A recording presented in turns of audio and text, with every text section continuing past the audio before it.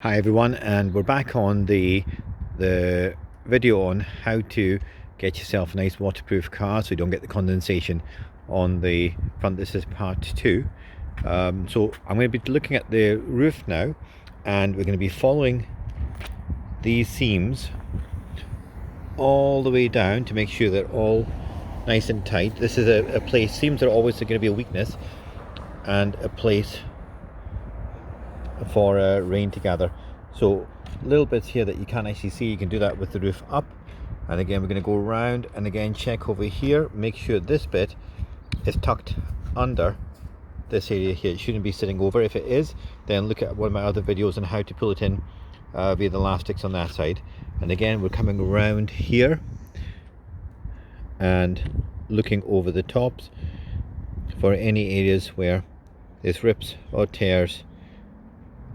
Okay, we can do this around the entire car, going around all the seams across the front. You can open the front up and just have a look to make sure it's nice and tight and sitting tight against the seal. Yeah, these seals do actually wear down again with time. So again, replacing this is an expensive, it's an expensive seam. I think it was a couple of £100 possibly for that. But if your car's leaking, then you're going to have to do that. We're going around the back. We've already checked in one. And again, we're going around here.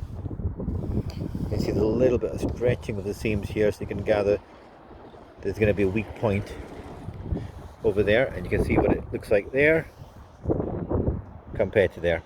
Okay, that's definitely a weakness here. Now, what I suggested was I used Maxolin Ultra Clean compound. Actually, you can get that from Maxolin on eBay, but I used it to clean out the roof. And when we did clean out the roof, we found basically the green just disintegrated, came up from top. I used water to blast it away with a hose originally, just a hose without any power, and then later I was hoping to just do it like that, but I didn't require the power hose to actually keep it nice and clean. Now when it was perfect clean, I thought that's it, done, we could leave it at that, but instead I used a Karcher suction unit, a windscreen suction unit, and just ran it over the top almost as if it was a windscreen itself.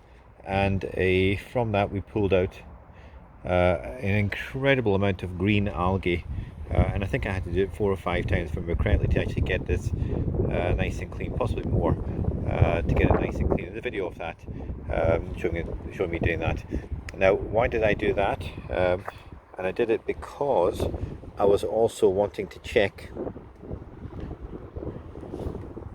One second, I'll get into a wee bit more better focus there. I was also wanted to check to see if there was any algae in the deeper portions of the canvas, and sure enough, there was absolute stack loads. Had I actually applied the sealant on top of that, that algae would have been sealed alongside it, and would have just basically grown out of it and eaten that sealant, and you're back to the same stage as well. So without that algae there, the sealant when applied it was much better. So I'm going to test it now using the water, which the sealant that I used was Autoglym sealant, and I'm going to test it with the water. I ran short of it, so when you're actually pouring it on now, you should see it beading off like that, and that's what it should look like. Now, I'm not looking for the parts that actually work, I'm looking for the parts that actually are sucking in water.